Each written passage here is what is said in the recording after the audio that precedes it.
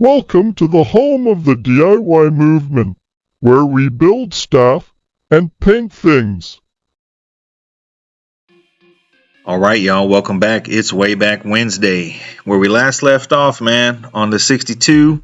Like I said, we're gonna break this up into segments because this car was a big deal for me, man. Where we last left off was I put together the rolling chassis, rolling frame. In this picture right here, it's without transmission, but I end up bolting that up, and we had a roller. The reason why I built a whole nother frame was because to limit downtime or limit just so many parts laid out, man. So we got a roller built. We can paint the car and then put the car on the frame, as you guys seen on the channel in recent years here. So let's go back to this picture right here. This picture was pretty much shortly after the car was delivered. And well, first off, I want to mention, man, I get a lot of messages, not a lot, but I get some messages from some guys that tell me, that they listen to these videos more than they actually watch them. You got guys that, might be at the gym, or, they might be working in their garage, or they might be, over the road trucker listening to it while they're driving or whatever. And man, I get a lot of feedback. They really appreciate the breakdown and sometimes memory lane type stuff. So what this video is going to be about is, man, just getting knee deep into a car that I really had no idea that I was going to get that far off in. So looking at this picture right here, that's a good picture. The car looks really nice, as do most cars in pictures. And I remember the guy at the end of the street from me, he was painting out of his shop. Now I believe he has like a professional collision shop. So I figured, oh, well, this guy down the street paints, man. I'm gonna swing by there when he's out there and see what he thinks, man. And I did that and pulled up, had him come look, and I said, man, how much to paint my car? And he was looking at it and he was like, man, why do you want to repaint it? And I was like, well, this and this. I showed him, and he was like, man, do you plan on driving this car? And I was like, well, yeah. And he was like, man, I would just leave it. It looks good. It's a good driver.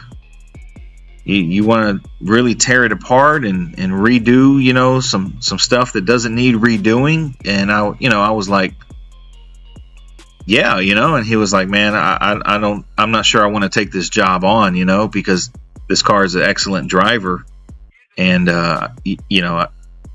basically I kind of got the drift that maybe he thought I was too picky, or maybe he thought I was going to be like a problem customer, like nitpicking stuff, or or he didn't want to take on the amount of work that it would take that I later learned myself.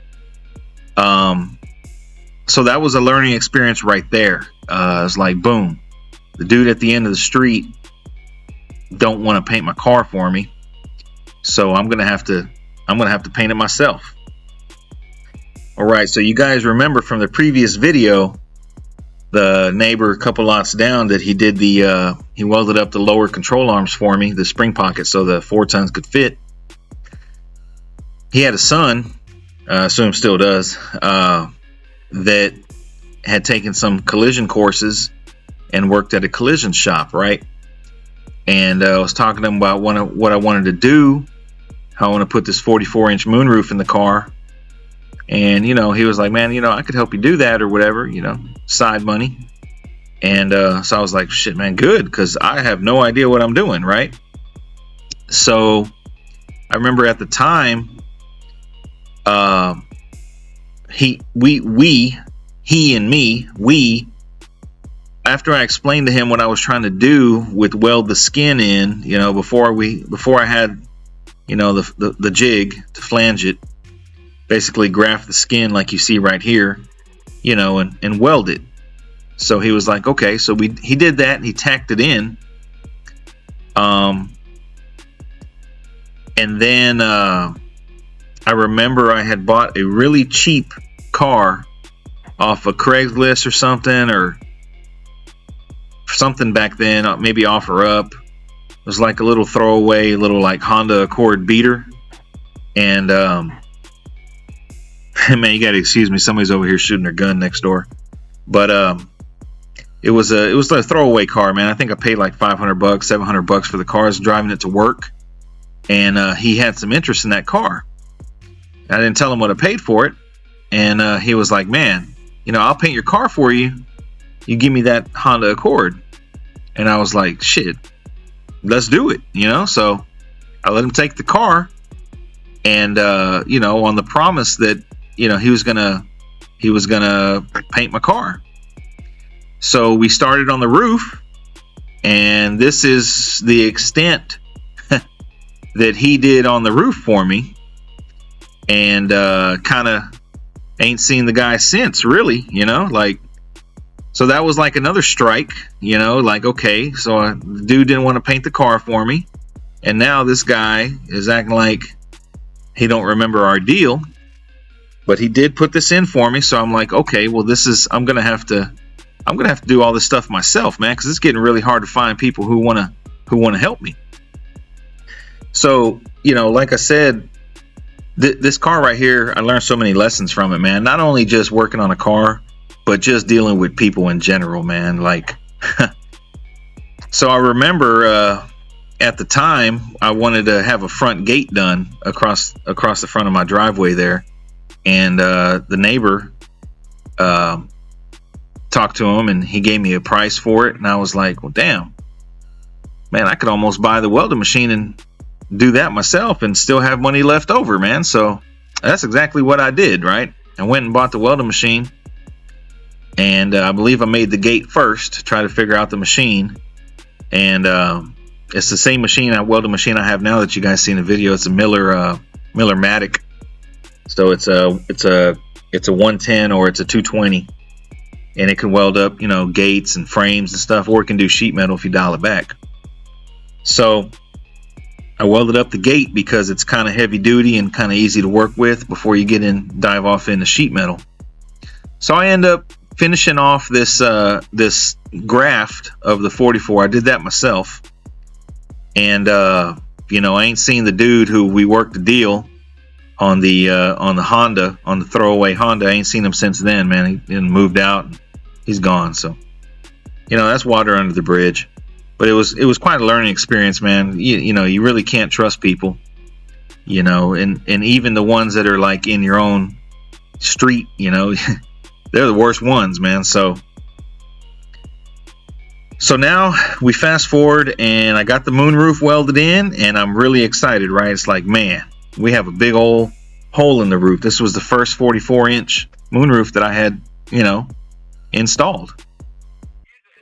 All right, back to this picture. Before we get into the sins of this car, let's take a look at this picture, man. Picture looks good. It's black. You know, black does hide, but also black does show. So it's kind of a tricky color, right? So the car had a couple little bubbles, and you know, if the previous owner Lewis is watching this, you know, this is not a video against him by any means. I'm really glad I bought this car. You know, this car just taught me so much, man. So, you know, whatever bad I'm about to show on this video is by no means a shot at the previous owner. All right, this looks like it is driver's side front quarter, and man, this thing had like maybe like 1 or 2 little bitty pinhole bubbles, and I was like, okay, well, we got to fix that, right, if we're gonna paint the car. And so, you know, I dug into it, and it turned out that, you know, it had some patchwork that wasn't, you know, fully done, and, you know, filled with, you know, filler, which is, you know, that's typical. You know, people do that every day. But over time, it's gonna show. It's gonna fail. Moisture gets behind it, and it's gonna bubble up, and that's exactly what happened. So that's the driver's side front quarter.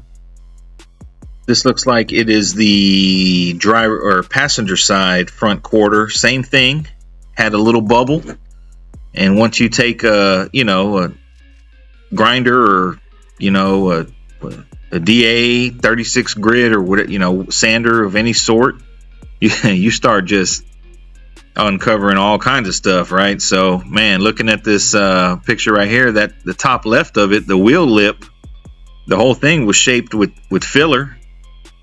Man, you know, and it all started out with just a little bubble, man. So we dug in, and I'm like, okay, I'm gonna have to do rust repair. I thought I was just gonna kind of scuff and spray this, take it apart, scuff and spray it, and kind of refresh it, you know. And now it's turning into patch panel work, which I've never done. So here I am. I cut this out, you know, probably same day. If I, you know, it's been a while, I really don't remember. But so it also had a hole all the way through it on the inner, that's the inner end of the rocker there. But the inside don't look too bad, you know. The wheelhouse area, that looks, you know, that's okay. So this is what I would call, you know, a little patch panel job, you know, ready to weld in. This looks like it is passenger side behind the tire. And man, I think that's a snake skin in there. I don't know how that guy ended up in there. And man, just there's a lot going on in this picture, man. That all started out with just a little bubble. It looked like you got a big chunk of filler. You got some metal peeled back, and then you got a snake skin in there. So like I say, man, this started turning into something that I wasn't really expecting. You know what I mean? I was just going to freshen it up, put the moonroof in it, do a wrap frame, put hydraulics, and, you know, now it's turning into rust repair, which it's not the end of the world, but it's not something I was expecting. You know, this is where things get interesting, because you can see what's going on in this picture right here. I had used the floor jack to jack up the car so that I can, you know, get a better assessment of how the patch panel is going to fit. And the whole rocker just folded. It just crushed. I was jacking up the jack, and the car wasn't jacking up because the rocker was crushing. Here's another picture of it. So it's like, oh man, damn, how do you fix this? Well, you know, it's like, I had no idea how I was going to fix this right here. So it turns into, now it needs the quarter patch, and now it needs the back half of the rocker, when really all it had was a little bubble in the paint. So this goes back to, you know, what I've said in previous videos with the paralysis by analysis. It's like, okay, do you deal with the little bubble in the paint and keep rolling? Or do you open up this big old can of worms and fix it, you know, the right way, what people like to call the right way? Or do you just live with a little bubble in the paint? You know, the same can be said about a little blemish, or, you know, a hair that lands when you're clearing, or a bug that lands. You know, do you beat yourself over the head and respray the entire panel, or do you just live with that little hair right there that nobody else is ever going to see? You know, that little hole, that little bubble, I'm sorry, could have, you know, was probably covered up with the rocker molding anyways. So it's kind of one of those things where you really have to ask yourself, how far in do you want to get, and how good do you want the job, or how perfect do you want it, and is it worth your time, effort, you know, and money to achieve that, or you just live with the little blemish that it already has. So this is back on the driver's side. I went ahead and bought the patch panel and cut it down to, you know, what I needed, and, you know, welded it in, butt welded it. And like I say, this is my first time ever doing this. I mean, you know, first time, so don't really know what I'm doing. I'm still not good at doing sheet metal repair. That's why we got Bobby on the team. It's just not my thing. I can't see what I'm doing, and I just struggle because I'm a big dude, and to get down low, and yeah, it's just, you know, it's not my thing. Let's just put it like that. So I welded this in. This was years before Bobby was coming around, and you know, I was really happy. I'm like, well, shit, man, the piece is in. You know, we went from a rusted piece to now we have this patch piece, and we got a wheel well lip, and the skirt fit pretty decent, and shit, we're done. We're done, right? Yeah, wrong. Wrong. So this is a good picture of what not to do that I learned once the car was painted and done. I welded in the patch panels, as you can see. So those panels, I remember they were flanged. So you kind of stick them up under the existing panel on the car, because it has a flange, so it goes up under it, and then you kind of just weld it. It's not a butt weld. It's not an end-to-end weld. It's a piece that goes under it, because it's kind of bent a little bit to a flange, and then you put it under it, and then you just kind of weld metal on top of metal. And in this picture right here, man, this picture right here came back to bite me in the ass. I left it, that was welded up, because it wasn't falling out, so it was in place, welded up, and I went back with some fiberglass and filled in all those voids, right? Fiberglassed it down, D8'd it down with whatever grit it was, and then went over it with regular filler, which is common. A lot of people do this type of repair, and it may work, it may not. It depends on what you're expecting out of the repair. It depends on the person looking at it. Do they even know what they see when the repair is done? Or just so many variables, man. So hindsight, no, this isn't right. You should butt weld it completely without any pinholes. But this is the way I did this car. Same thing on the driver's side. Fiberglass, probably like kitty hair or tiger hair. I believe it was tiger hair. Or no, actually, I think it was Duraglass. Duraglass it down, sand it down, and then regular old filler, which I believe at the time I was using putty coat. And, then DA it down, then block it or whatever is that's what I did. And what failed on that was, after time, the filler shrunk back in all those voids and ghosted. So you can see all those little stitches, voids, in the finish of the car at certain angles, certain lighting, especially up on the trailer. But down low, you really couldn't, because your eye gets taken away, by the wheels or by the interior or the hydraulics or the motor, engine, or whatever, so you really don't even see that, but it was there. It ghosted back. And sometimes that type of thing happens when it's sitting outside in the sun. The metal gets hot. The metal expands at a different rate than the original sheet metal on the car, and the filler doesn't expand, or it does. It's just all these different things in one spot that are expanding at different rates, and that's what causes the ghosting on the panel. So it wasn't the end of the world. It still looked good, but that was another learning, learning curve on how to not put in a patch panel. So moving right along, this is not a doom and gloom video. The car did have a lot of good going on for it. This area right here was good, where the roof sail meets the quarter. It was nice and solid on both sides, so that was a plus. The roof rails were real solid and original. The deck lid was real solid, and there was a lot of good with the car. It's just down low, those little areas, were little problem childs. Here's another picture showing the good of the car. The trunk gutters, those were solid. The trunk floor was good. The rear lip there, where the bumper, goes, where you could put like a seal there, weather strip, I guess, if you want, but I wouldn't advise against that, because that holds water, and that's gonna fail. The cove tail light pockets were good. The middle tail panel between the right below the rear glass, that was good. The roof was good. The dash was good. There was a lot of good with the car. It was just down low that I wasn't expecting, so it was a surprise. But I'm glad it happened, because it taught me what to do and what not to do.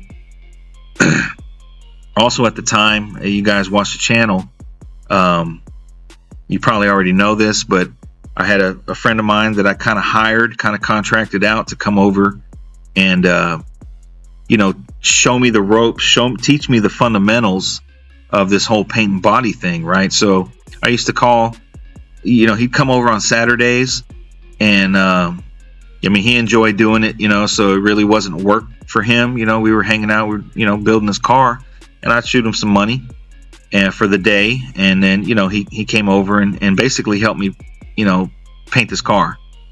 And I remember specifically a conversation we had. We had a conversation looking at the car after the end of the day, basically somewhere around this condition. So I bought the running and driving car that you guys saw in the beginning of the video.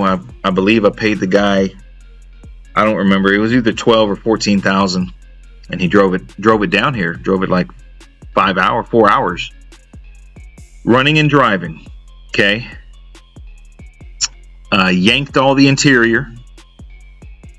We yanked the engine, which I have a picture right here I'm going to show you.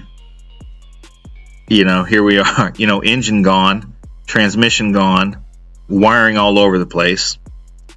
So we finished for the day, and I'm looking at my car that was running and driving a couple of weeks prior, and looking pretty good, like getting thumbs up on the freeway.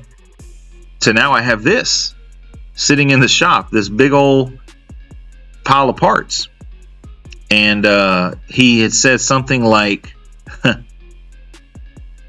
how much did you pay for this car? And I was like, it was either 12 or 14, I don't remember. Let's just say it was 14. And I said, 14? And he was like, and what do you think it's worth now? And I looked at it, and I looked at him, and I was like, I don't know. And he was like, well, what do you think?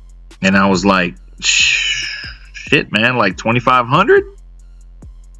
And he's like, you think you can get somebody to come take this out of your garage for 2,500 bucks? And I was like, man, it just kind of made me stop for a minute and think, is like, man, what have I done? Like, what have I gotten myself into, right? And I was like, I don't know anybody that would come get this for 2,500. And he was like, well, so what do you think it's worth? And I'm like, shit. Man, you're making me feel like shit, and I guess it's worthless. And, it's not worthless, but it's just, this is a testament to what I see personally happen to a lot of guys, man. A lot. I can't emphasize this enough. To where they buy a car and they tear it apart. They buy a car that's like running and driving and looks decent, looks presentable, looks street quality, driver quality. And they go knee deep in and tear it apart. And now you have this pile of parts that you've got X amount of dollars in that is now essentially worthless. It still has value, but nothing like what you paid for it, which kind of ties back into the guy that I asked at the end of the street if he would paint it. And he was like, why do you want to tear it apart? Because, well, he's a painter, or more than a painter. He restores cars as well. And he was trying to tell me something without telling me something. And now in hindsight, I understand what he was talking about. And I was like, well, man, we're in too deep now. I didn't talk too much trash online about how I'm gonna build this car. So this car is gonna get built. So we need to build it. I need your help. We're gonna paint this thing here, and we're gonna finish it. I can't stop. So he was like, yeah, I'm here. I'm here to help, and I'm gonna be here to help.